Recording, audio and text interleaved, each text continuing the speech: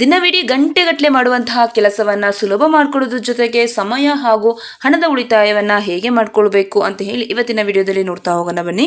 Video ತುಂಬಾನೇ interesting ಆಗಿದೆ. ವಿಡಿಯೋವನ್ನು ಸ್ಕಿಪ್ ಮಾಡದೆ ಕೊನೆವರೆಗೂ ನೋಡಿ.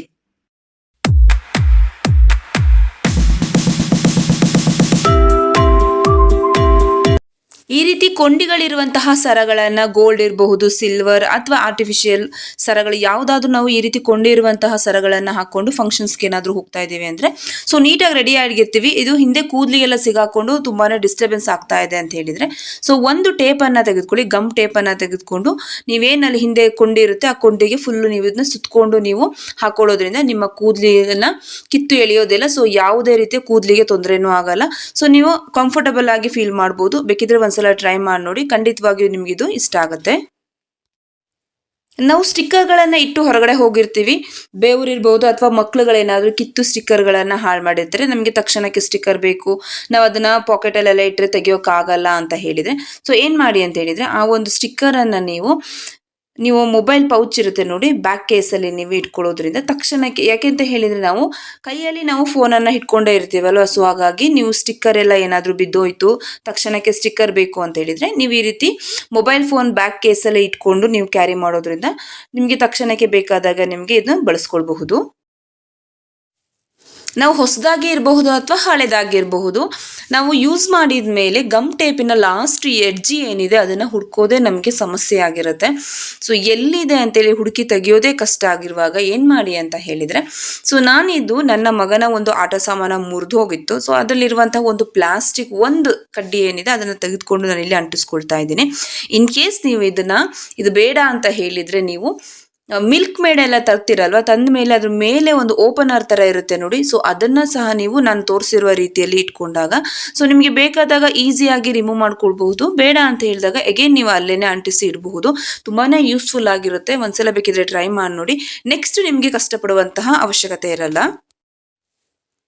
ನಾನಿಲ್ಲಿ ಒಂದು ಬಲೂನನ್ನು ತೆಗೆದುಕೊಂಡಿದ್ದೀನಿ. ಬಲೂನನ್ನು ತೆಗೆದುಕೊಂಡು ಅದರ ಮುಂದೆ ಏನಿದೆ ಸೊ ಅಲ್ಲಿ ಸ್ವಲ್ಪ ನಾನು ಒಂದು ಸೀಸರನ್ನು ತೆಗೆದುಕೊಂಡು ಕಟ್ ಮಾಡ್ಕೊಳ್ತಾ ಇದ್ದೀನಿ. ಕಟ್ ಮಾಡ್ಕೊಂಡ್ಮೇಲೆ ಇದನ್ನು ನೀವೇನು ಮಾಡಿ ಅಂತ ಹೇಳಿದರೆ ಸಿಂಕ್ ಇರುತ್ತೆ ನೋಡಿ, ನಿಮ್ಮ ಮನೆಯಲ್ಲಿರುವಂತಹ ಸಿಂಕ್ಗೆ ಇದನ್ನು ಹಾಕಿಬಿಡಿ.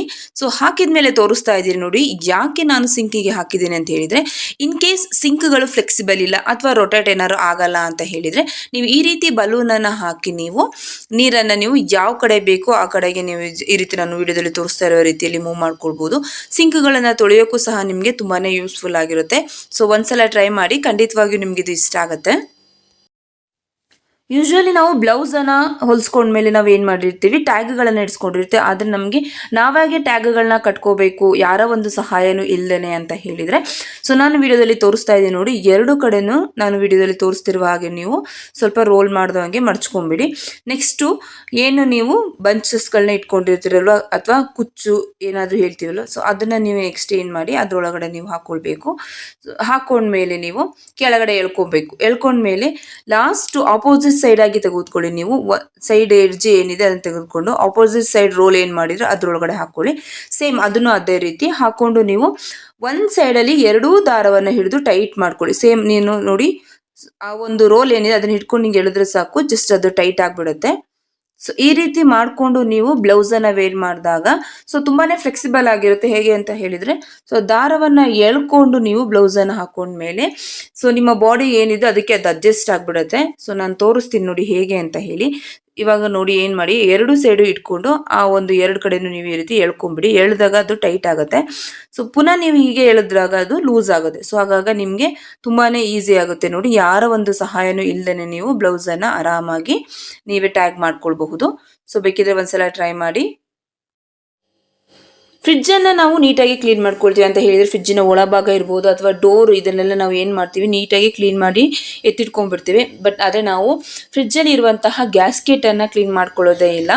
ಸೊ ಕುಕ್ಕರ್ಗೆ ಎಷ್ಟು ಇಂಪಾರ್ಟೆಂಟು ಗ್ಯಾಸ್ಕೆಟು ಅದೇ ರೀತಿ ನಮಗೆ ಫ್ರಿಡ್ಜ್ಗೂ ಅಷ್ಟೇ ಇಂಪಾರ್ಟೆಂಟು ಈ ಗ್ಯಾಸ್ಕೆಟ್.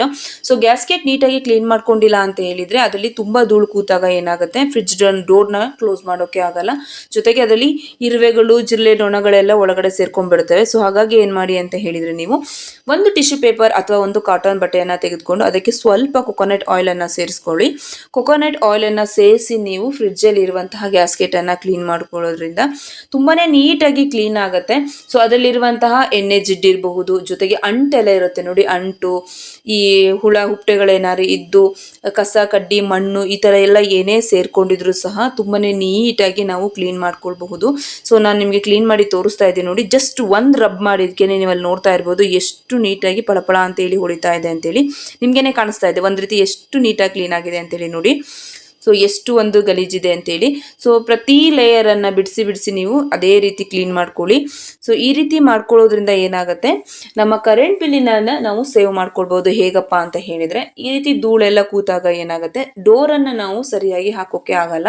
ಸೊ ನಾವು ಡೋರನ್ನು ಯಾವಾಗ ನಾವು ನೀಟಾಗಿ ಹಾಕಲ್ಲ, ಸೊ ಆವಾಗ ನಮಗೆ ಕರೆಂಟ್ ಬಿಲ್ಲಿನ ಸಾಧ್ಯತೆಗಳು ಹೆಚ್ಚಾಗಿ ಇರುತ್ತೆ. ಸೊ ಹಾಗಾಗಿ ನಾವು ಏನು ಮಾಡಬೇಕು, ಫ್ರಿಡ್ಜ್ನ ಡೋರನ್ನು ನೀಟಾಗಿ ಕ್ಲೋಸ್ ಮಾಡ್ಕೋಬೇಕು. ನೀಟಾಗಿ ಕ್ಲೋಸ್ ಮಾಡ್ಕೊಳ್ಳೋದ್ರ ಜೊತೆಗೆ ನಾವು ಫ್ರಿಡ್ಜಲ್ಲಿರುವಂತಹ ಗ್ಯಾಸ್ಕೆಟನ್ನು ಸುತ್ತಲೂ ನಾವು ನೀಟಾಗಿ ಕ್ಲೀನ್ ಮಾಡ್ಕೊಳ್ಳೋದ್ರಿಂದ ನಮ್ಮ ಕರೆಂಟ್ ಬಿಲ್ಲನ್ನು ನಾವು ಆದಷ್ಟು ಸೇವ್ ಮಾಡ್ಕೊಳ್ಬಹುದು.